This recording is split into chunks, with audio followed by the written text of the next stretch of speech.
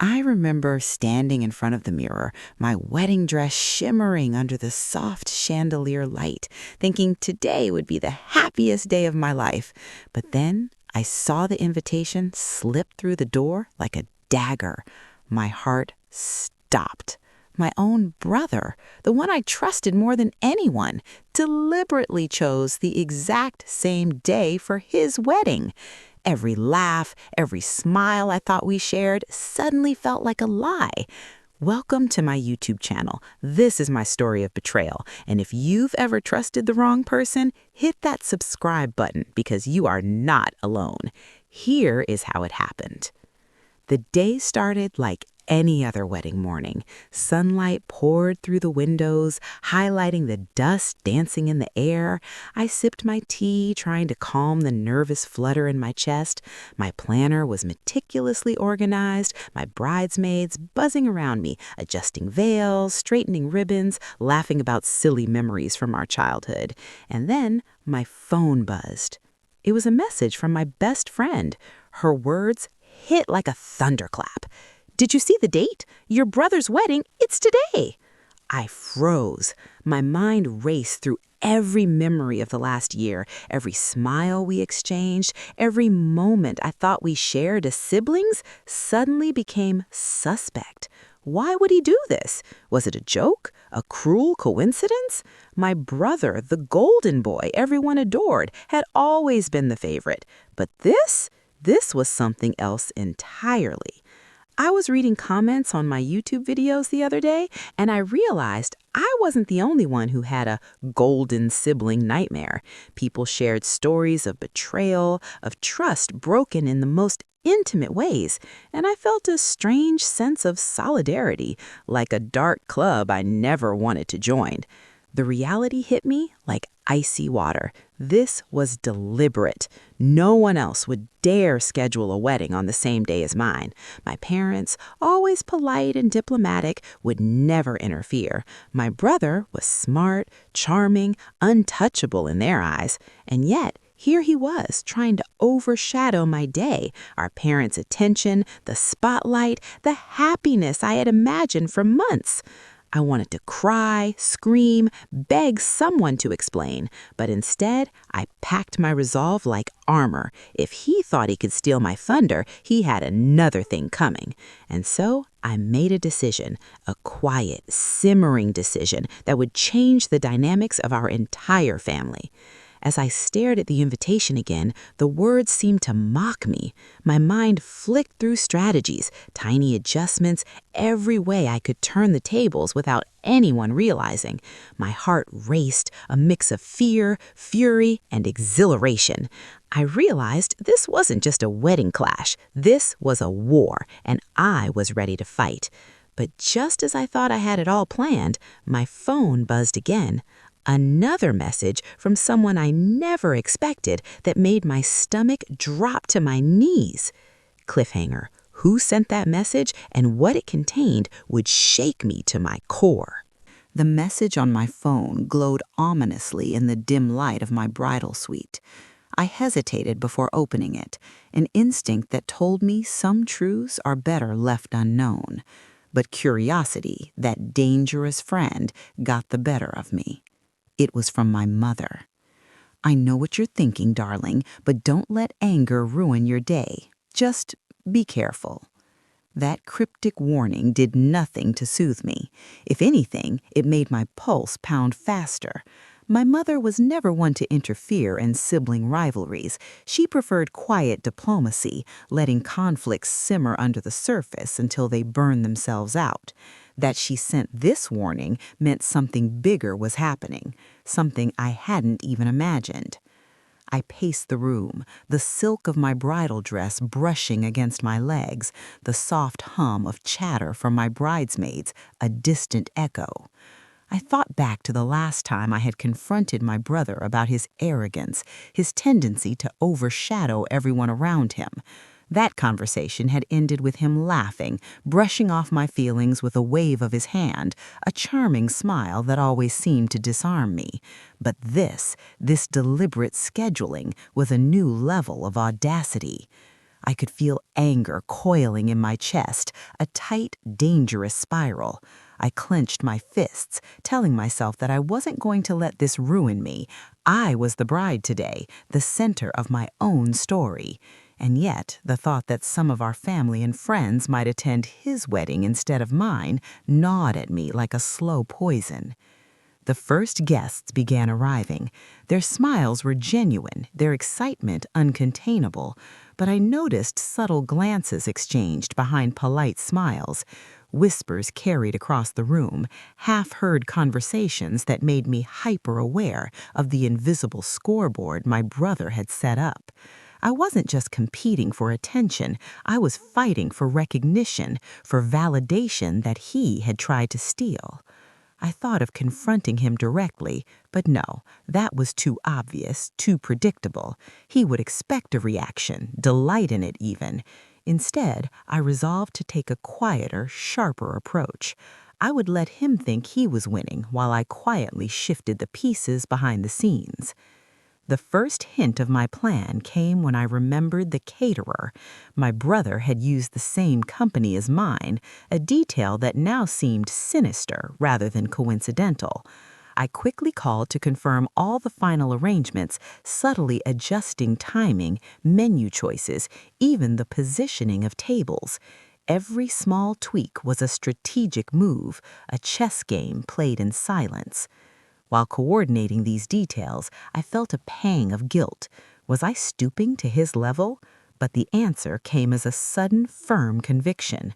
No, he had started this. This was about fairness, about reclaiming the celebration that was rightfully mine.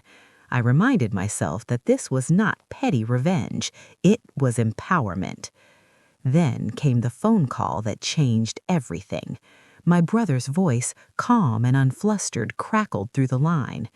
"Did you see the date?" he asked, a teasing note in his tone.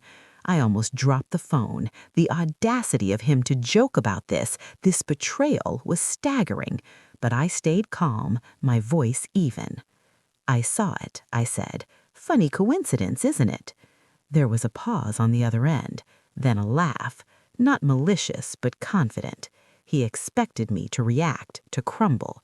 Instead, I simply said, "Well, may the best wedding win," and hung up. That brief exchange ignited a storm of emotion inside me. Anger, yes, but also an undeniable thrill. I had never seen my brother vulnerable, even for a moment. This subtle, almost invisible challenge I had thrown him, it was a first. The hours passed in a blur of preparation, hair, makeup, last-minute fittings, and a flurry of texts with my bridesmaids. Every moment was intense, a heady mix of excitement and underlying tension. I could feel the gravitational pull of our family's divided attention, and I used it to fuel my focus. Then, the first sighting. My brother arrived at the venue, the camera flashes catching the gleam in his eyes, the perfect suit tailored to emphasize his confidence.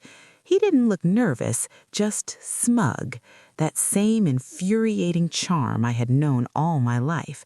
And yet, beneath the surface, I noticed the tiniest flicker of uncertainty. Perhaps he realized, even if only subconsciously, that I was not going to fade quietly. I made my entrance at precisely the right moment. The doors opened and gasps swept through the room. I glided down the aisle, a vision of elegance and poise. Every eye turned to me, even those I knew might have preferred to glance elsewhere. My heart swelled with a fierce, intoxicating pride. But my victory was short-lived. A whisper reached me, my bridesmaid's eyes wide with shock. "Your brother, he's already posted pictures on social media. His friends are tagging themselves at his wedding." My stomach churned. The war had moved beyond the walls of the venue into the relentless, unforgiving digital world. Every like, every comment, every share was another arrow aimed at my day. I felt the sting of envy and humiliation, and yet the fire within me only burned brighter. I knew I needed a new strategy, not just subtle manipulations behind the scenes, but something dramatic, undeniable, that would shift the focus back to me. And then it hit me, the centerpiece, the element of the wedding that no one could ignore, the thing that would make everyone pause, look, and remember my day, not his. It involved timing, spectacle, and a touch of theater. Every wedding has a moment, a dance, a reveal, a toast that lingers in memory. I would take that moment and make it unforgettable. But the execution had to be perfect, flawless, or everything would collapse. As I reviewed the plan in my head, I felt a sudden fear of guilt. What if it backfired? What if in trying to outshine him, I became the villain of my own story? The thought lingered, heavy and suffocating. But then I reminded myself, this was not about vanity. It was about justice, reclamation, and the quiet satisfaction of standing my ground. The ceremony began. The music swelled. The guests leaned forward in anticipation. My heart thudded against my ribcage, a mix of adrenaline and dread. I caught glimpses of my brother, impeccably poised, confident, yet subtly uneasy. He expected me to crumble. Instead, I glided down the aisle like a force of nature, radiant and untouchable. And then, just as the vows were about to be exchanged, something unexpected happened. A delivery arrived, something no one anticipated, something that would tip the balance of attention completely. My eyes widened as I realized this was going to work better than I could have imagined. But I couldn't see the full effect. I had to trust the plan, to let the drama unfold in its own time.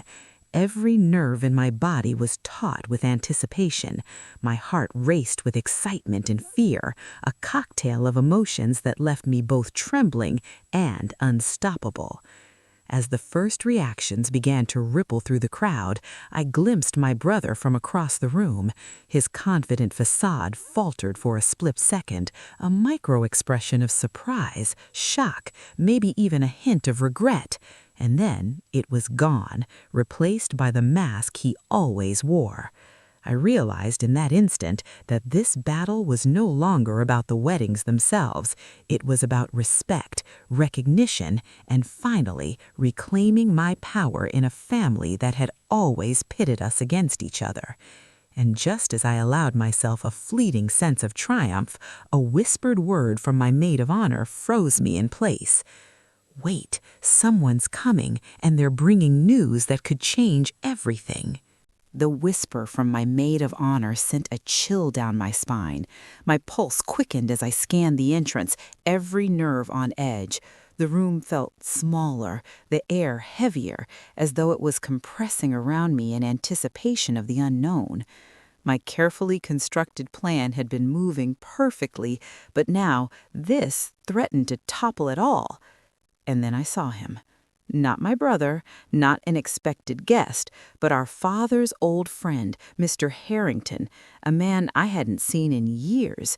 His presence alone carried weight, a quiet authority that made people stand straighter, speak softer, and listen harder. But what really caught my attention was the envelope he held, clutched like it contained something that could rewrite the rules of the day. My heart thudded painfully in my chest as he approached. Every step seemed to echo in the hall, every eye turning toward him.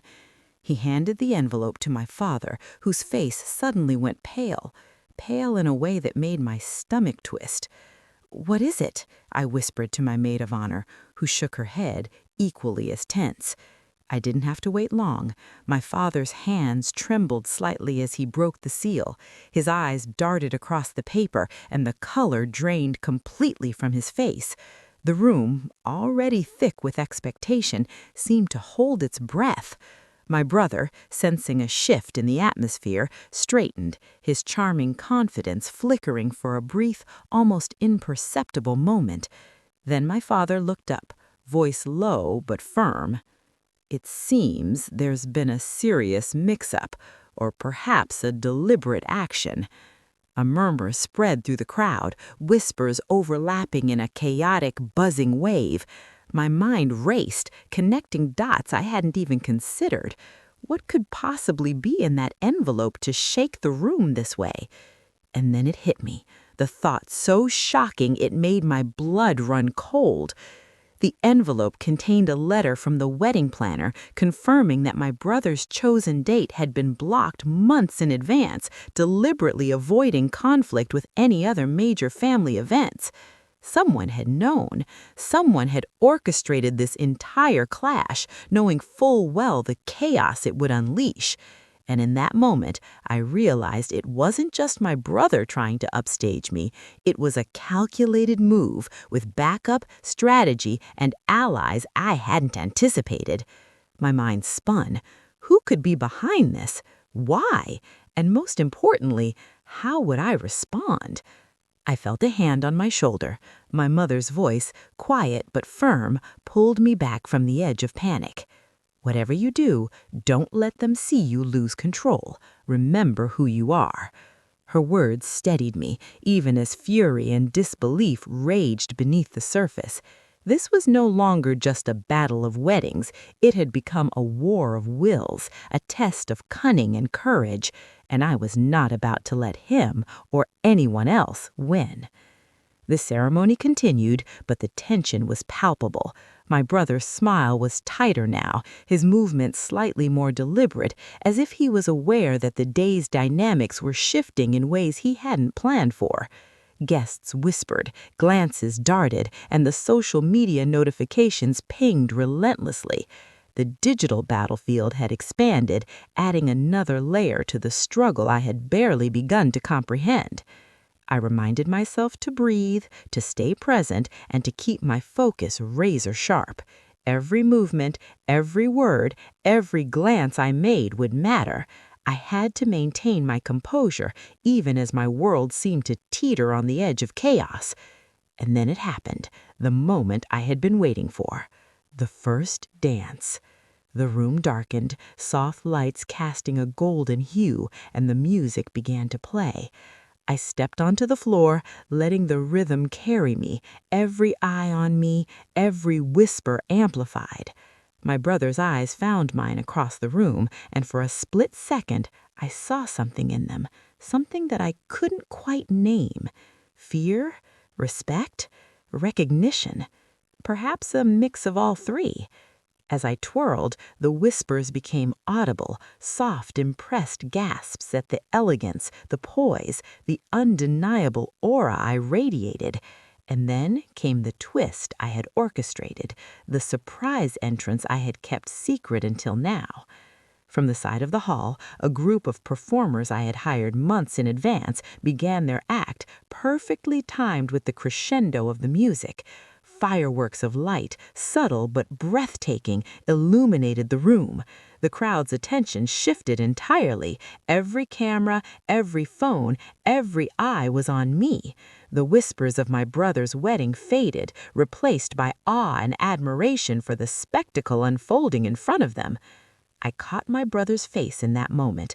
His confidence wavered, subtle but undeniable. He had underestimated me. He hadn't anticipated the depth of my resolve, the lengths I would go to reclaim the day that was mine. And for the first time, I saw him pause, hesitate, and perhaps even regret his choice. But victory was fleeting. Just as the applause swelled, another wave of tension hit. My phone buzzed again, a notification that made my heart stop. Another post, another revelation. This time it wasn't from a friend or a relative.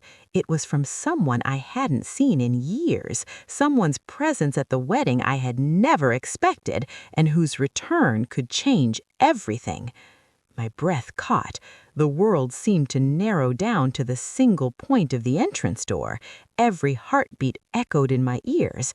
I had faced challenges, betrayals, and calculated schemes, but this was entirely different. And then the door opened. Cliffhanger. Who just arrived, and how would their presence shake the delicate balance of my carefully orchestrated revenge? The doors of the hall swung open with a quiet authority, and the room seemed to pause in anticipation. My pulse spiked. Every eye that had been on me, every whisper, every camera flash, now shifted toward the entrance.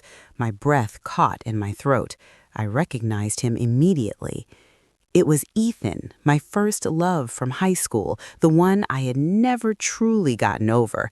He hadn't been part of our family events for years. He had moved across the country, building a life of his own. And yet, here he was, standing at the threshold, eyes locked on mine, with a look that mixed disbelief, longing, and something I couldn't quite read. The room seemed to shrink, the air thick with tension. Gasps rippled through the guests. Whispers traveled like wildfire. Some people knew him, some didn't, but everyone could feel the weight of his presence. My brother's eyes widened in a flash of recognition. I saw it, a flicker of panic, a crack in his otherwise confident facade. For a moment, I felt almost sorry for him. Almost. Ethan's gaze never wavered. He walked toward me slowly, deliberately, each step echoing like a drumbeat in the hall. My heart raced, a dizzying mixture of excitement, fear, and the adrenaline of a brewing confrontation. I felt the room's energy shift entirely. I had never planned for him to appear today. This was a wild card, a variable I hadn't accounted for. And yet, in a strange, electric way, it fit perfectly into the narrative I had been constructing. The drama of the day, the battle for attention, the delicate balance of power, all of it now had a new, unpredictable layer. As Ethan reached the edge of the dance floor, my brother's composure finally faltered completely. His jaw tightened, a flash of fury and disbelief in his eyes. I realized in that instant that my carefully executed plan wasn't just working, it was working spectacularly. But I had to act fast. Ethan's presence could either elevate my moment or unravel it completely. I couldn't afford mistakes. I straightened my posture, lifted my chin, and gave him a slow, deliberate smile that drew the room's attention back to me. "Ethan," I said softly, but loud enough for everyone to hear, "I didn't expect to see you here." His lips curved into a faint, knowing smile. I couldn't miss this. Not today.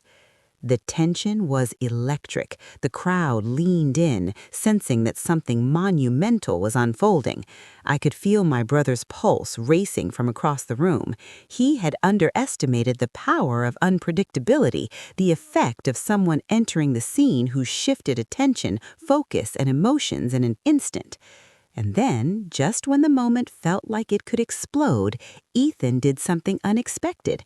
He raised a small device, a phone subtly angled, and began recording the crowd, capturing the reactions, capturing me in the center of it all.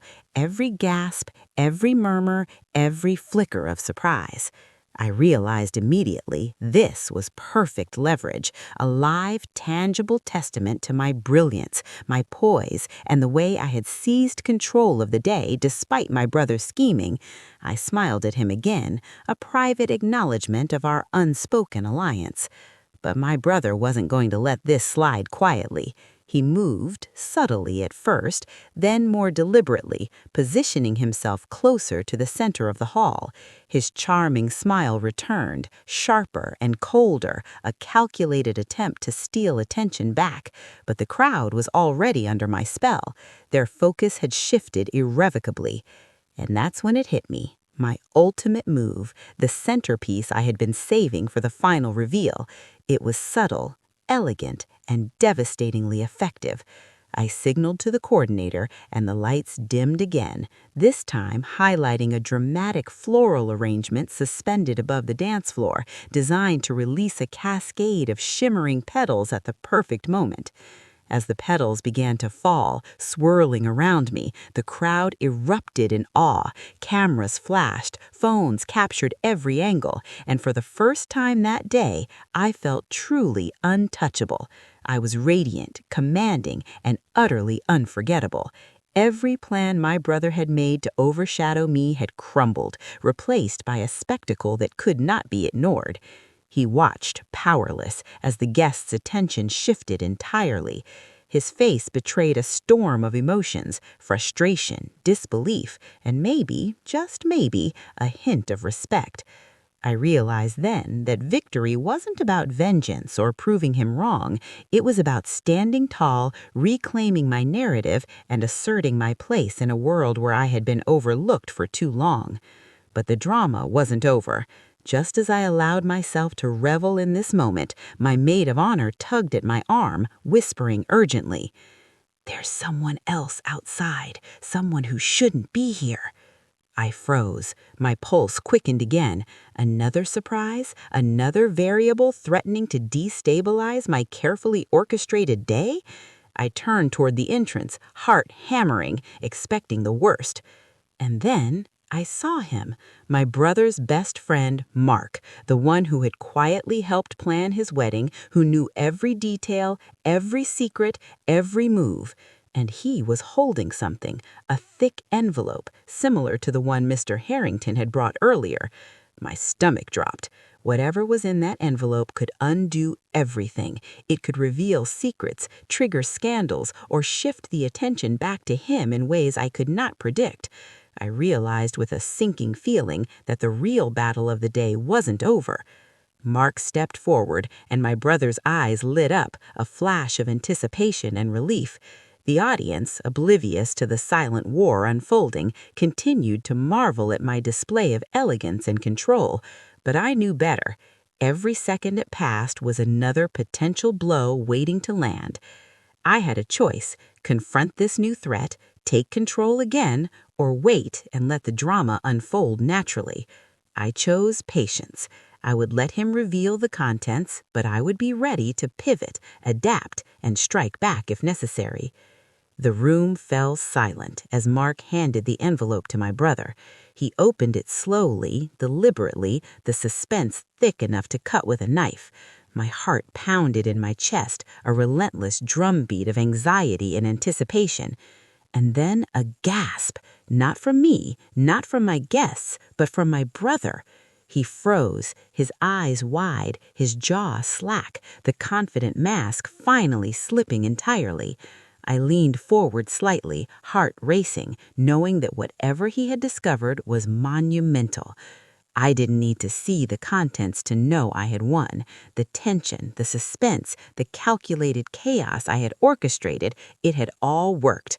I had seized control of the narrative, reclaimed my spotlight, and shown my family that I was no longer the overlooked sibling.